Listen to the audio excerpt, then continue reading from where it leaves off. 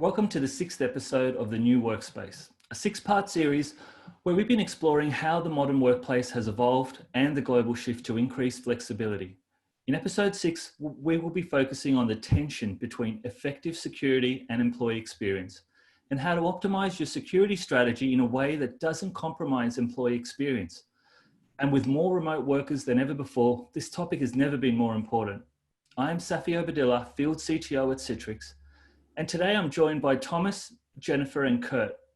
Thanks to all of you guys for joining us, and I'll let you guys introduce yourselves.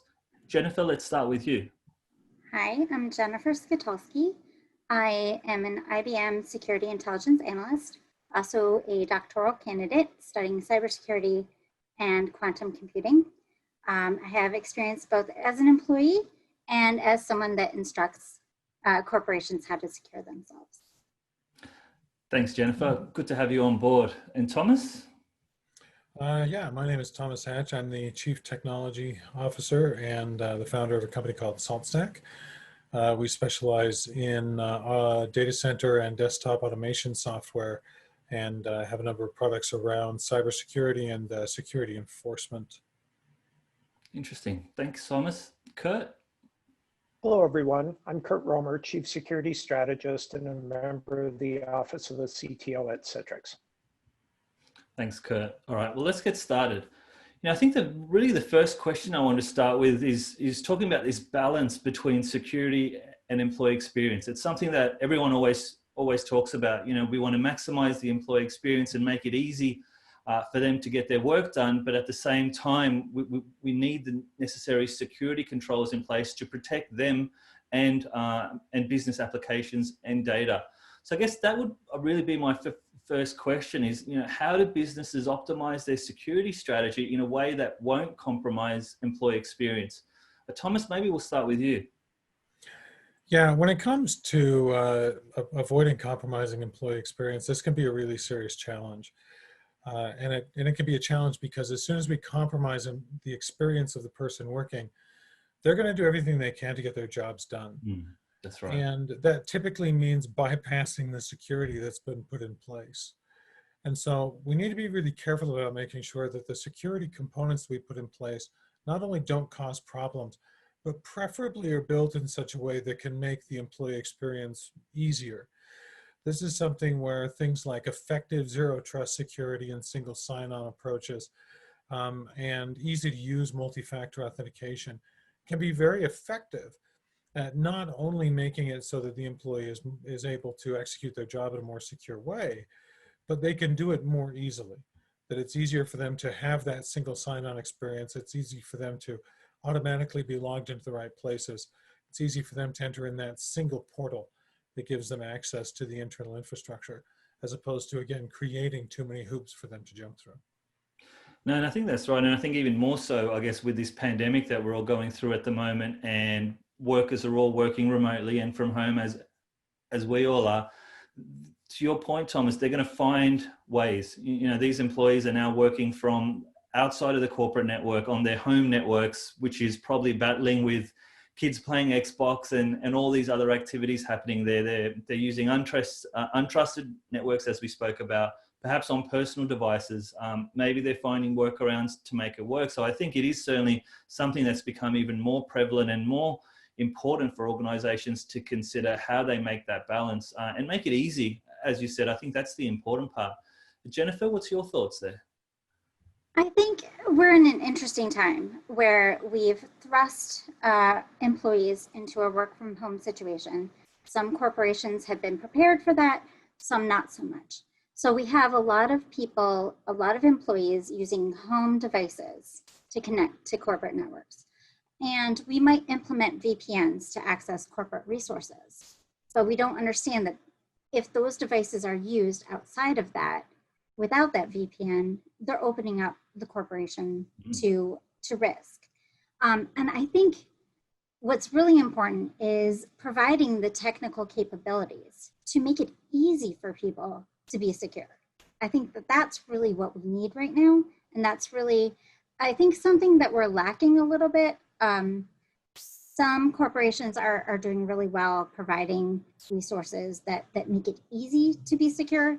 But a lot of corporations are just leaving it to their employees to figure out, oh, just be secure. We'll give you a seminar once a year to show you how to be secure, but now it's all on you. So I think having those technical implementations in place is really key to mitigating any risk with the work from home situation. Yeah. And I think one of the other things we often saw, like when the pandemic first happened and most businesses weren't really prepared for remote working at the scale of what we're all talking about. You know, there was a lot of organizations that were talking about having to make some concessions just to get something out there quickly. And security often came up as something that, look, we know it's important, but we just need to keep the business operating. So let's just put it out there and hopefully everything will be fine. I think the important thing now is that this pandemic is not just a 2-week exercise, it's months and months and months. And yeah, I think it's important that organizations go back and fix things up because it's just leaving them more exposed. Kurt, your thoughts? Yeah, very true, Safi. As everybody scrambled to work from home, you know, we did the essentials, and now it's time to really look at what does it mean to really optimize the work from home experience, and particularly optimize it for security for people who work with sensitive data. It helps if management and IT and others can work together so that they understand what the employee experience is today, understand what it could be, and actually have a plan for getting there. So you've got some measures and some metrics. Employee experience isn't just this ambiguous concept. It's actually something very tangible that we can codify and we can be working towards. No, that's right. That's right. And I think that's the thing, sort of talking about COVID-19 and the pandemic, you know, one of the things that's been consistent is as we've moved to this world of remote working, different parts of the business, different parts of the operating models have been amplified. So if things were good, they looked even better. If things were bad, they looked really bad. And we saw that with either, you know, we had the last podcast talked about leadership and saying that if there was bad leadership, you know, to some degree it was a bit masked when everyone was in the office, but bad leadership was really, the impact of it was really amplified when people are working from home. And I guess my next question is, you know, were there any key issues from a security perspective that were amplified as a result of COVID-19 in this shift to remote working? Jennifer, maybe I'll start with you. Yeah, I'm sorry, I looked over eager there. Yes, there are definitely issues that are exacerbated by this. And I think one of those is diversity and gender gap issues. And by that, I read a study recently about how telecommuting helps a lot of diversity issues, but it also exacerbates the issue. But now we're thrust into this work from home situation. But those roles, those traditional roles that people have been playing are now amplified. And by that I mean, and I'm not saying that it's just one gender or another, but a lot of moms are expected to be moms right now with schooling and things like that. But I think it's also it's exacerbated issues across any diversity issues that we've already had. I think that that's one thing that's amplified now that we need to address to mitigate, because I think this work from home situation, if not more permanent than we expected, may be the way forward for the future. And we need to figure out a way to do that in a way that enables all of our employees.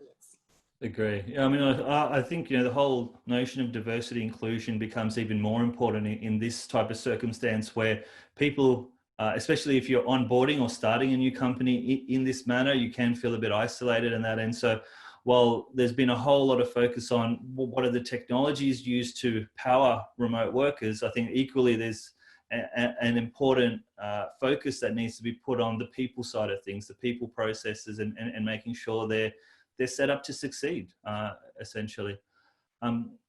Thomas, your thoughts? Yeah, no, I couldn't agree more. And especially when it comes not just to diversity aspects, but also we've really seen a significant shift in mental isolation. It Yes. becomes really easy for us to zone in on our comfort zones and stay there. Yeah. And I've been fascinated with how much we've seen that in a lot of different companies and organizations, and how easy it is for some of those bad habits of mental isolation to come back out. How much that's damaged collaboration from a workplace perspective, and how the dramatic nature of that shift, again, has made it difficult to drive more innovative components inside of a company. Because all of a sudden the playing field has changed significantly. And when we take those issues that are very natural, when all of a sudden we have physical isolation and we have mental isolation, like Jennifer is saying, it exacerbates existing social issues that we need to be very cognizant of. And it creates really a new playing field for things to be dangerous. And at the same time, from a security perspective, it also causes new problems as well.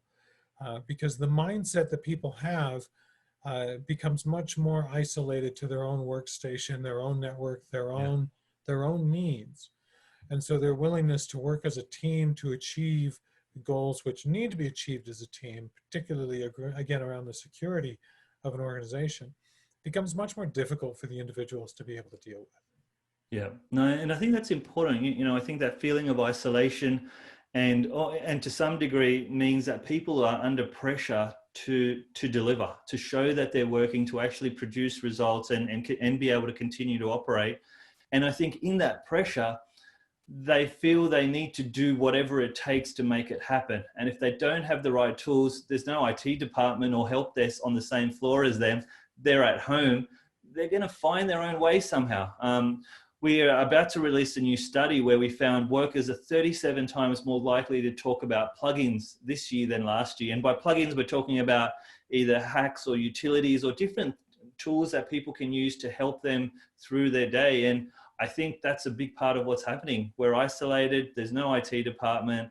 We've got access to some apps and some technology, but we're trying to make it work. And we're grabbing at whatever solutions are available, and perhaps security isn't front of mind. So I guess that sort of leads me to the next question is what causes those tensions between security strategies where, organizations are trying to protect their applications, protect their data, their networks, and then making sure we can still deliver a really strong employee experience, especially now that we're working from home.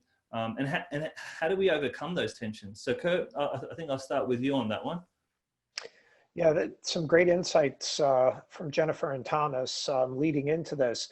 When you take a look at what corporate IT has really delivered over the past few years and even decades, it's really been an experience centered around the technology. The technology was what was most important. It was most expensive. It was very difficult to manage. Now that the technology has gotten to be very ubiquitous, and we're also dealing with very real issues these days, disruption, agility, family home balance. Yeah. Really, it needs to even go beyond employee experience, in my mind, to look at the human experience. Yes. And from a manager perspective, understand whether somebody's an introvert or an extrovert. Understand that they've got 4 kids at home and their primary caregiver, and you really need to make sure that they're being well taken care of. These are all extremely important and can really cost a lot of time across the organization these days, but it's essential. Eventually, we need to be able to build some digital coaching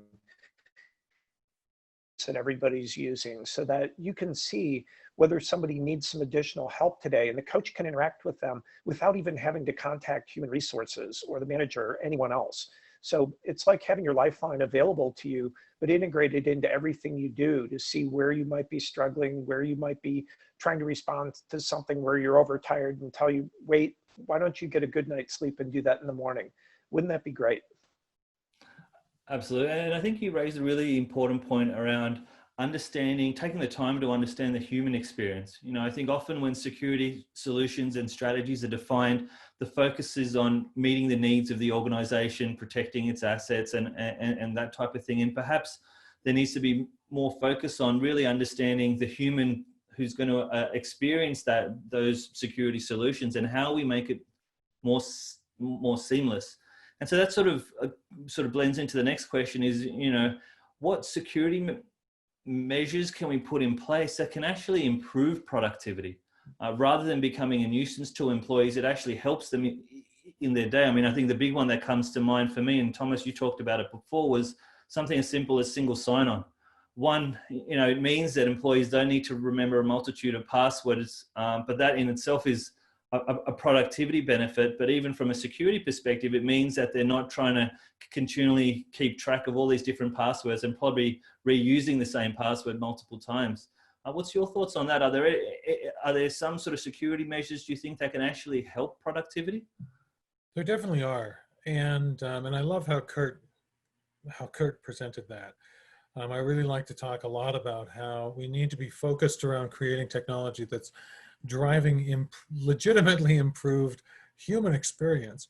Yeah. We get so caught up in driving technology to achieve specific functional outcomes, Yes. instead of driving technology that legitimately improves lives.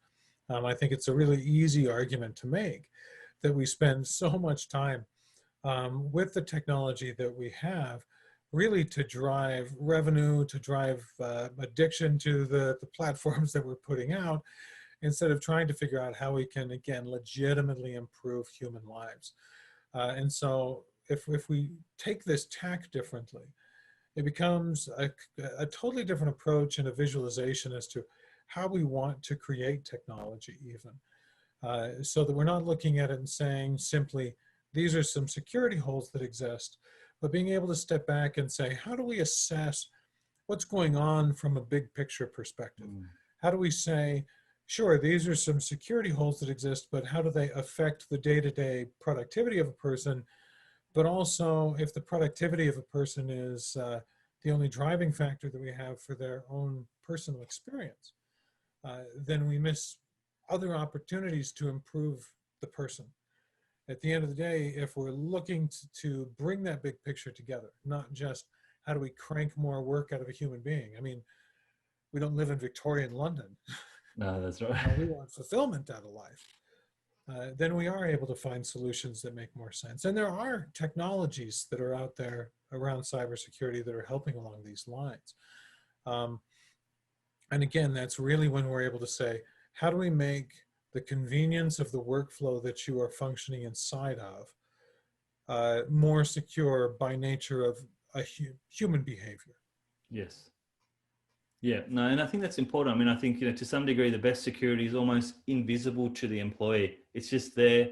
It's almost, as you said, is guiding them through the workflow in a way that provides the security, but without impacting the way they're trying to complete that task or that function. So I think that's a really important thing.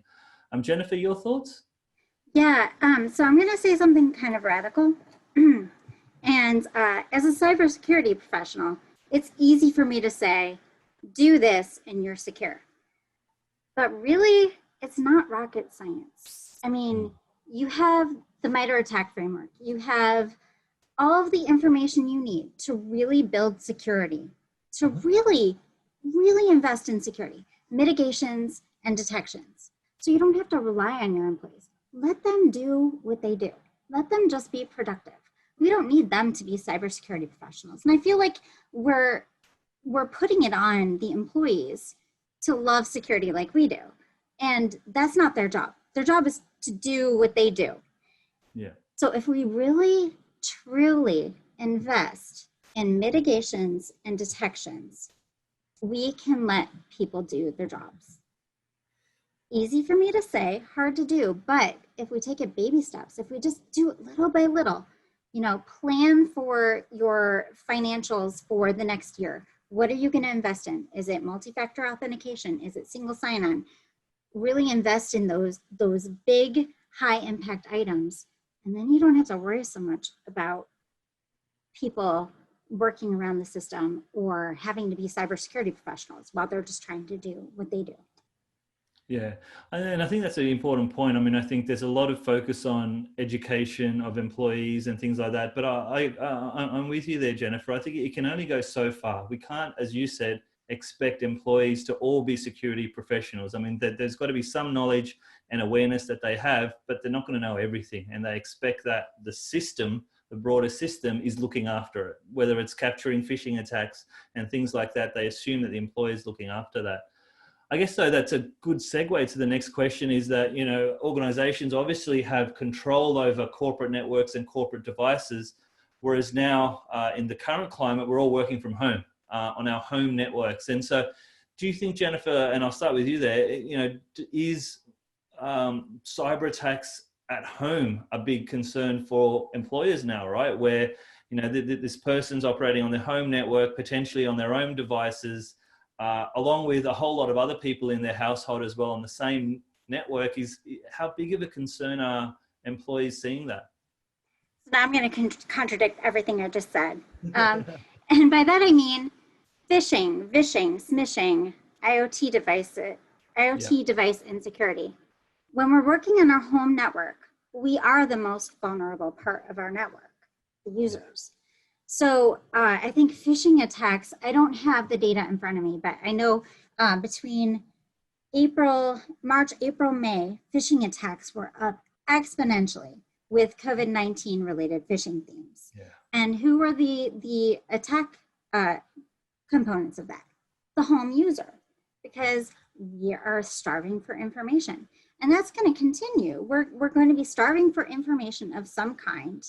And opening up the home networks opens up that user, the level 8, the layer 8, the user level experience opens us up to a lot of security issues.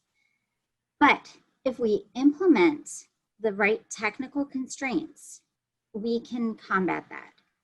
It just takes a lot of effort. Yeah. Thomas? Yeah, and it does take a lot of effort, because one of the things that I really liked about what you were saying before, Jennifer, was about building a really strong foundation. And if cybersecurity is baked in that foundation, then it's a lot easier for people to just do their jobs. But everybody all of a sudden works from home, and the nature of how that foundation works the rug's been pulled out from under us. And so all of a sudden we're in this situation where what used to be networks which we could secure becomes that edge problem. And we've seen that a lot in the data center as well from a cloud computing perspective. It's so easy for us to spin up cloud resources and not properly secure those resources. And that has given rise to completely new mechanisms for securing those infrastructures. But so what happens is that we're running into the same sort of problems with the home user, but it's happened so much faster than even the cloud computing revolution happened. And so we're beginning to look at things and say, what does that foundational fabric even look like? Is a VPN enough? And generally the answer is no, because you're still exposed to your local network and problems that can hit you from that perspective. People are far more willing to open up a phishing email when they're in their basement and in their pajamas, because there's nobody potentially looking over their shoulder. And so those human elements come back into the picture, back into the scenario. And we have to rethink what those foundations look like. And I think that we're a ways away from figuring out some of the new models that need to be put in place to be able to secure those situations. No, that's right. That's right. Kurt, your thoughts? Yeah, it's a great point, Thomas. And we really do need to rethink security in the new work from home scenario. Really a big part of it is, Safi had mentioned earlier, we talk a lot about security measures and activities, but we don't really talk enough about outcomes. And if you believe in the mantra, begin with the end in mind, I think people might have a much better understanding of what security really should mean to them.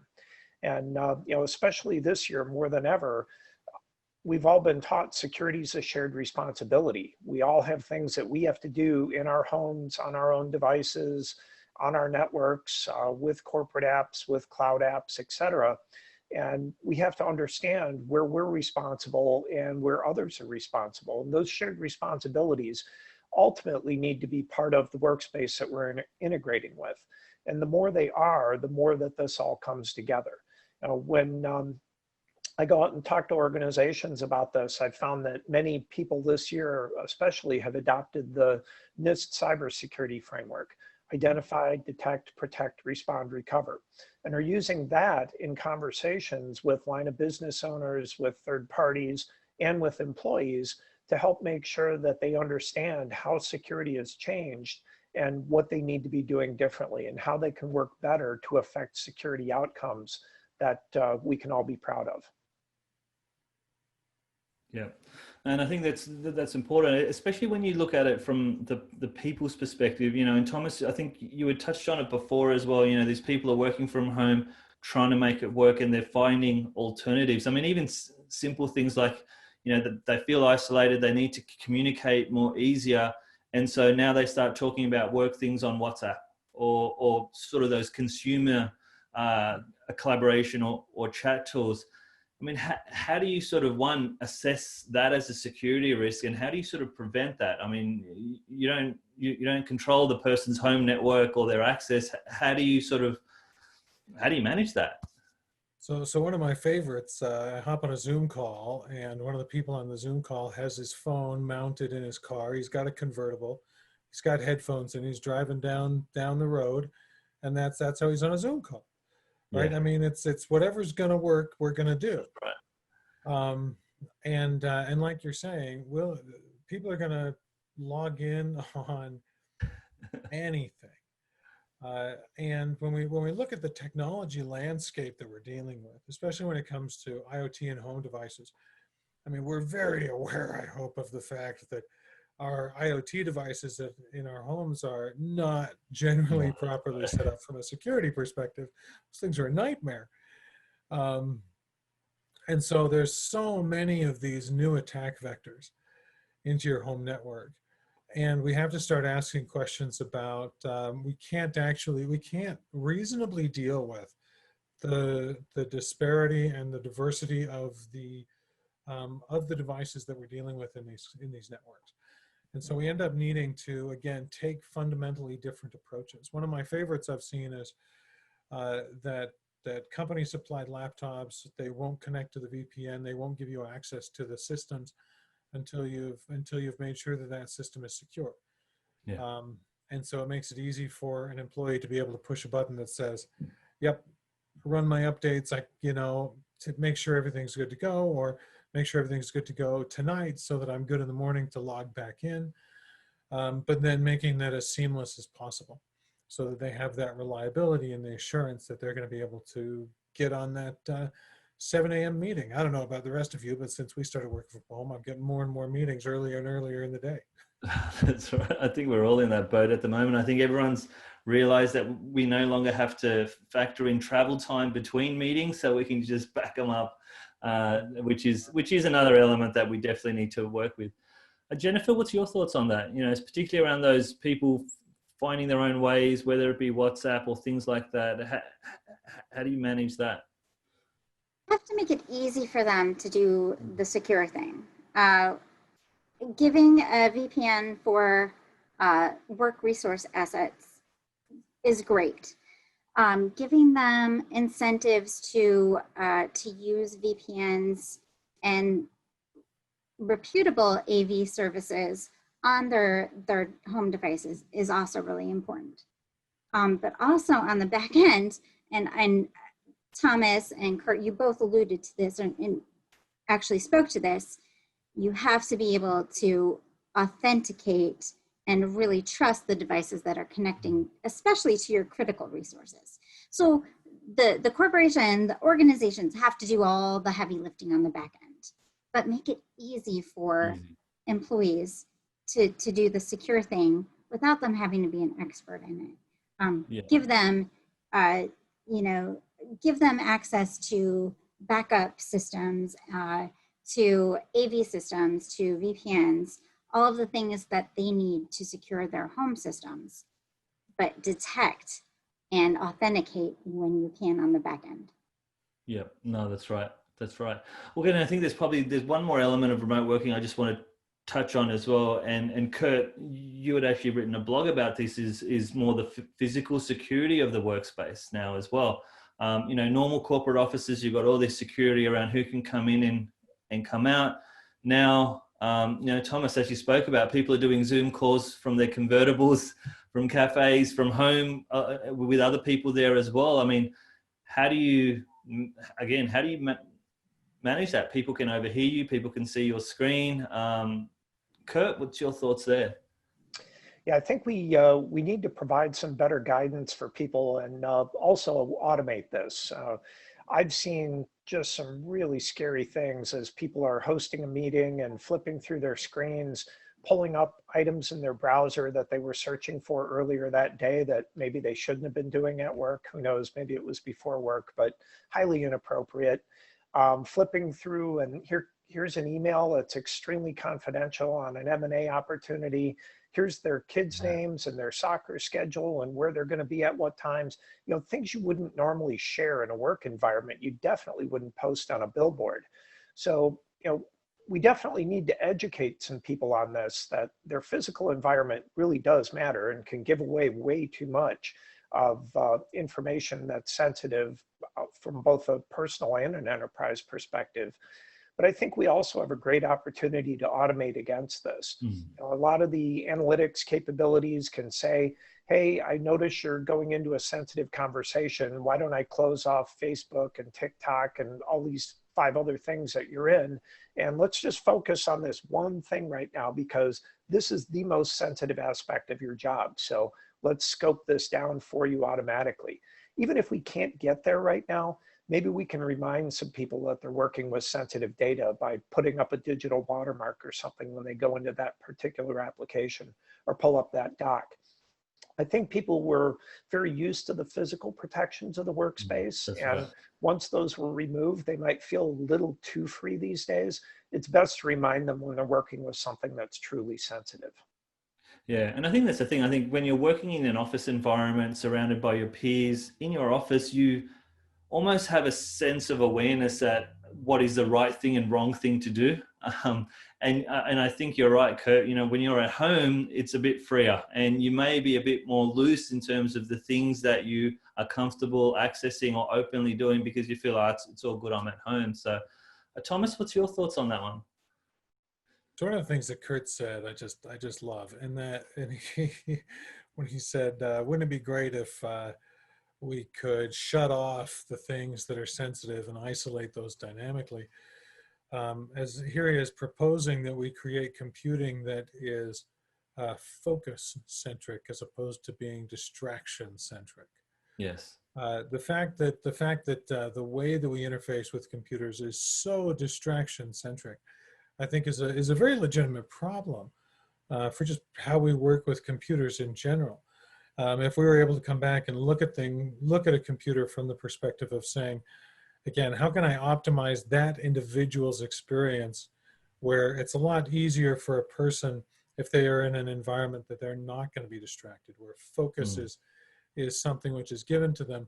That in and of itself, from a more foundational and fundamental perspective, would be much more beneficial to preventing someone from accidental data leaks, simply because nothing's going to ding at them right now. They're doing something productive. They're in the bowels of a spreadsheet. They're deep in some code that they're writing. They're busy with an article, and the system would be able to say, you've been in this window long enough that I'm going to put maybe a batch delay on all of your silly alerts that are coming in so that you can focus. Those sorts of things would be hugely beneficial, not only from a human perspective, but also from a security perspective. Because if we solve for one, if we solve for human real needs, I suspect that they would naturally begin to solve for cybersecurity needs as well. Yeah. And I think you raise a really interesting point there, Thomas, just around distraction versus focus. I mean, you're absolutely right. There are just so many distractions that we all have across the multitude of devices, systems, you know, Teams, Slack, email, text, WhatsApp, whatever it may be. And I think distractions can also at times lead to a lapse in judgment because you're so frazzled by this and this and this. You see this new thing come, you click the link and bang, it's not a genuine email, it's a phishing attack or something like that. And I think often it's those type of accidental things where you're just so busy and so frazzled by all the distractions that you have. Whereas if you had an experience that sort of guided you through the day, that allowed you to focus on the activities that you needed to do, you're probably less likely to get or have those points of lack of judgment where you just randomly click something just because you're trying to get rid of that notification. Jennifer, what's your thoughts there? So I have two thoughts on that. One, I think that while we're not all running to Starbucks right now to connect to the internet, the time is going to come when we're working from home now, and that's what we do because we've learned how to do that, and we're going to continue doing that, and we should, because there are benefits to that. But conducting business from a Starbucks and what we speak and what we say, I think that we need to be very careful about. And I think I like, Thomas, what you said about the distraction versus the focus, what we need to focus on. So I think those are things that we need to be aware of. The other thing I think is actually a benefit. I don't think we have as much printed data to shred that we had before. So that's actually something that is a good result of all of this, is that we don't have as much damaging evidence that we need to shred. Not evidence, information, sensitive information. Yeah, that's right. Are you a cybersecurity person thinking about things as evidence? I know, right? Yeah.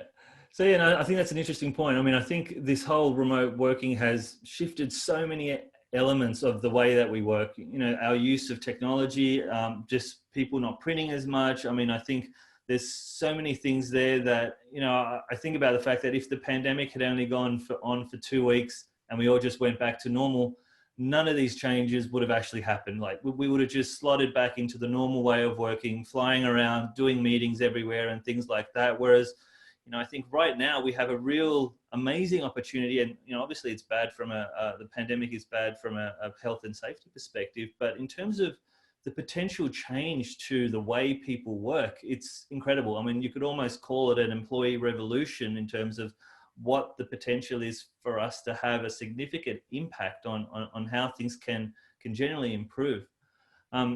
One thing I did want to talk on, and I think, Thomas, you sort of raised it before, is zero trust. I mean, zero trust is a term that has become very popular in recent terms. It means different things to different people. So I think I wanted to start with, having all of you really share, what does zero trust mean to you? And Thomas, I think I'll start with you on that one. So yeah, when I look at zero trust, and again, I thank you for opening that up with, it means different things to different people. There are different ways to look at it from a kind of fundamentally expressive perspective. Really, I think of zero trust as I need to do certain operations, and my access to the systems that are executing those operations are isolated to the operation. So I am only trusted, and my actions are only trusted to do what they are specifically capable of doing. Which means that we don't have broad level root access types of trust being freely given. But then, of course, that's an incredibly incredibly fundamental definition, which could be used in a number of different ways. But the result of that is that it's easy for people to do things from a highly secure perspective. But we also have this kind of flexibility scale issue.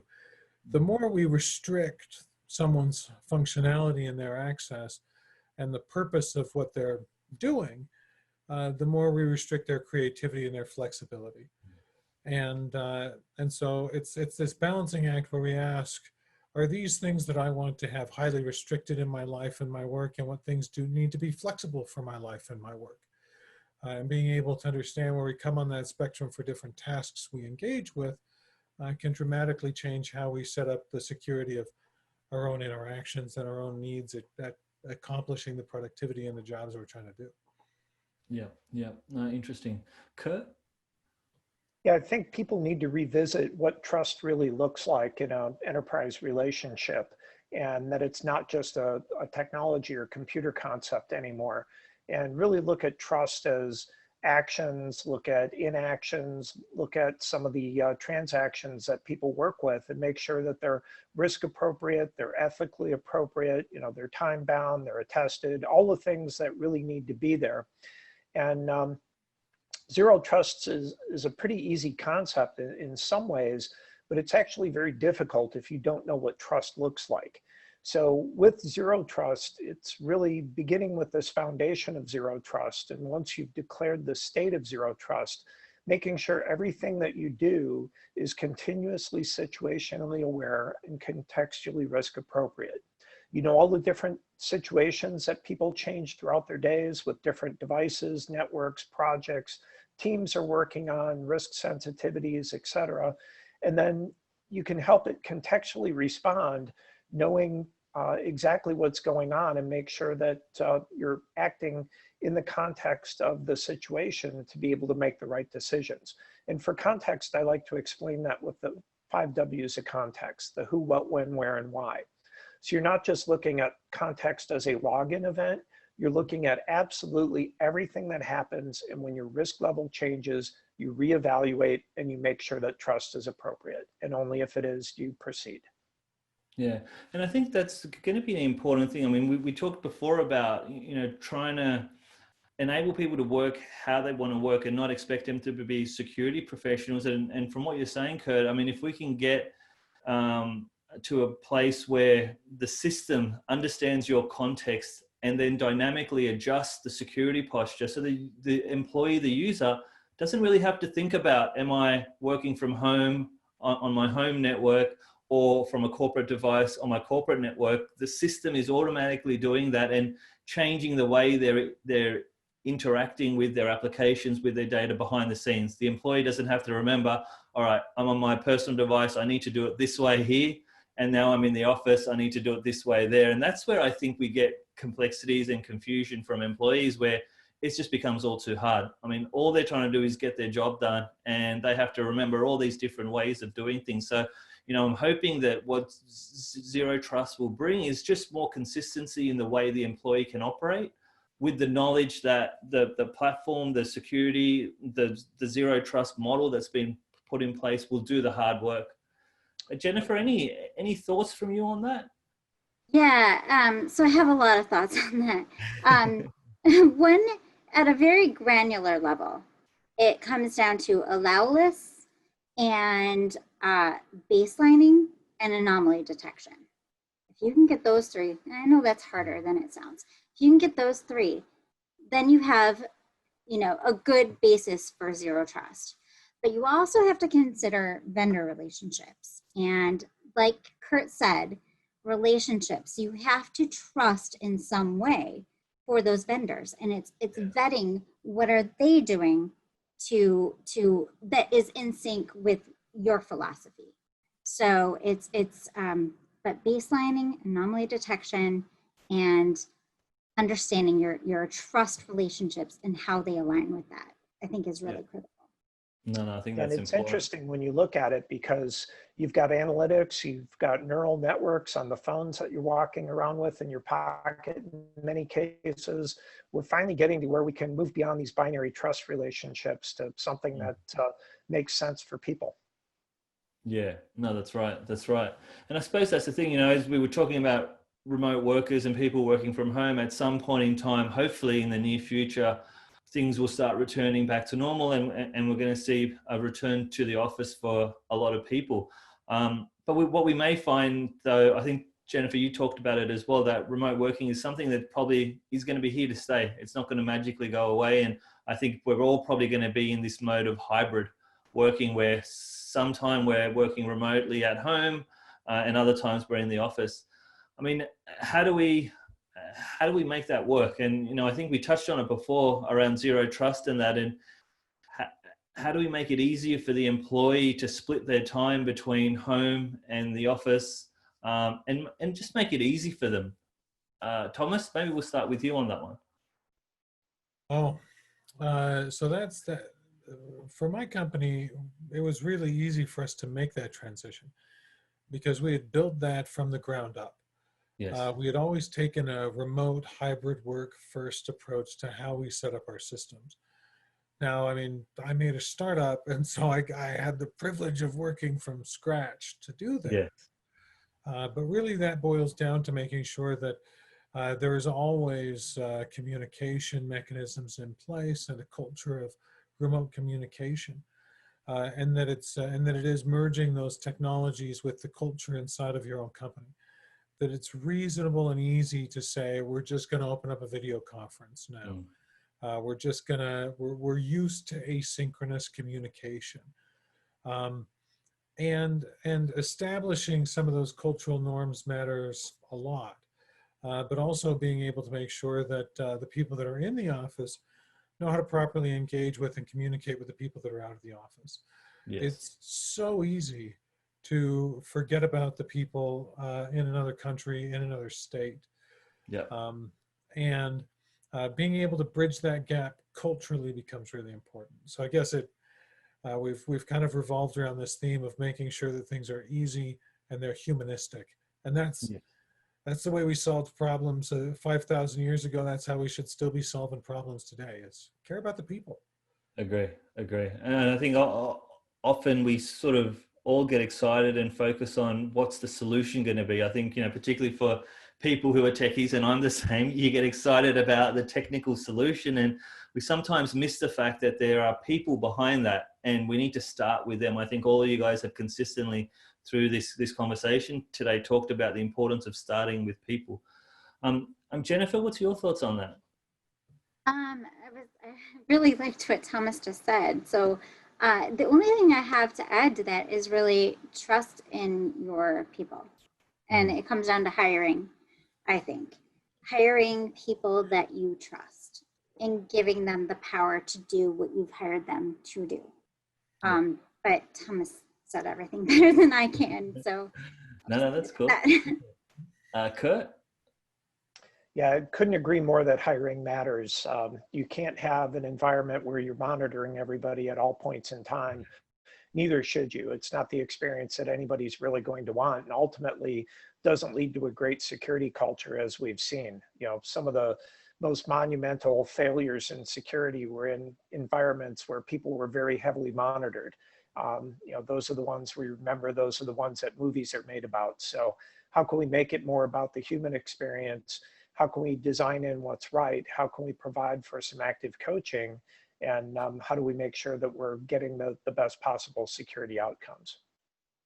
Yeah, no, and I think that's right. And it sort of leads me to the final question for today. And I think, I'll ask the question, but I think it's really good where we've ended up as a conversation point. And the question is more around, do you believe it's possible to have a truly harmonious relationship between security and employee experience? And to some degree, I'll come to each of you, but I feel like we've already answered it, and the focus is almost on people.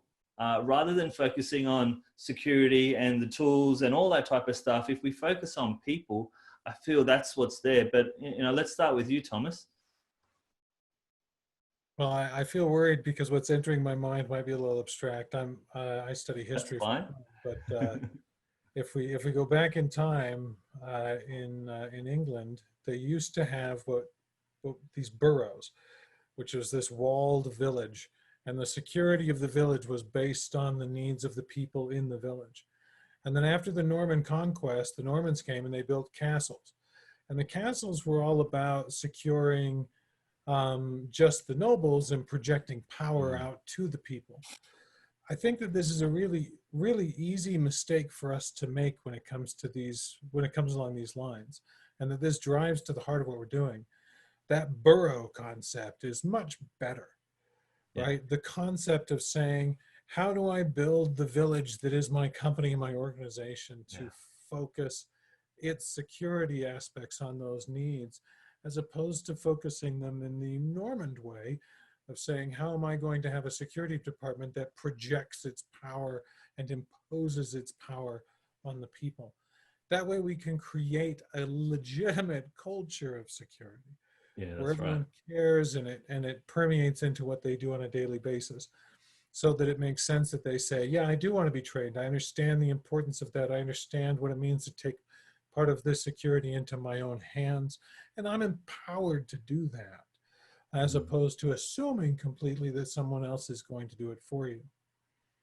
Yeah, and I think that's the thing. I think when employees get into that mode of operation, where that they're assuming that that those people in those ivory towers there are going to look after it, it creates a very lax approach to thinking about it. And it's not to say, like to your point, Jennifer, we're not trying to create security professionals out of anyone, but there needs to be some level of awareness around what's happening. And I do like that analogy, Thomas, because it's really about putting your arms around your employees and making sure they're good to go and everyone knows what's going on, rather than, I don't know what's happening in that tower over there, let's just hope they know what they're doing, type of thing.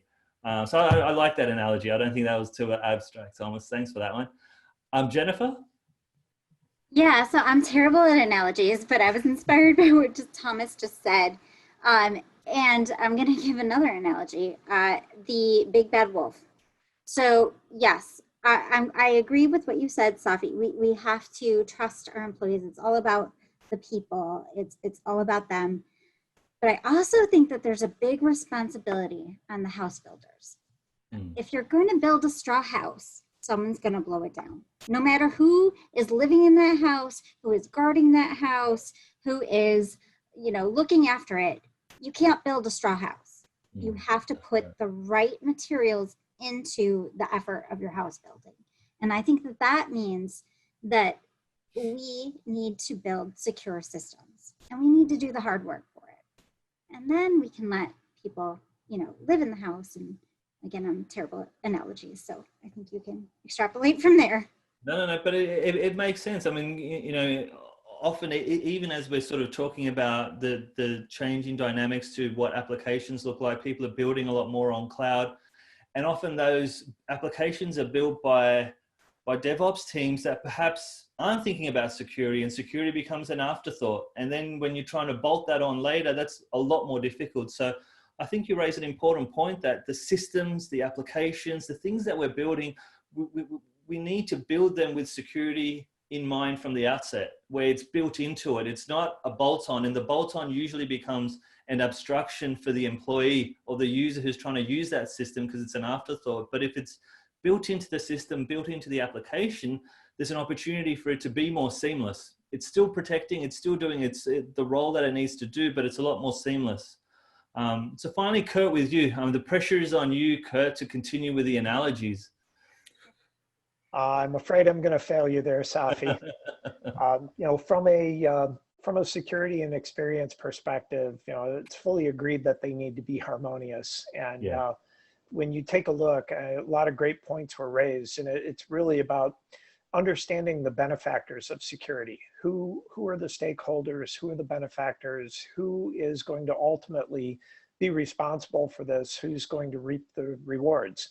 And making sure that as you go through and you're making any changes, you're actually measuring them so that when you set out to improve security, how it's impacting security, how it's impacting experience, and how it's impacting costs.